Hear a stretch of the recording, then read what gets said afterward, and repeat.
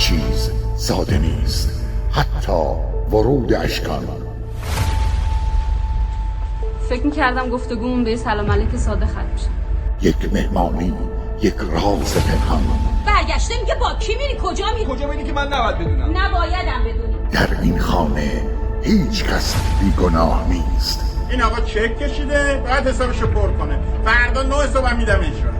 به مناسبت ورود اشکان، جایی که عشق چهره دیگری دارد.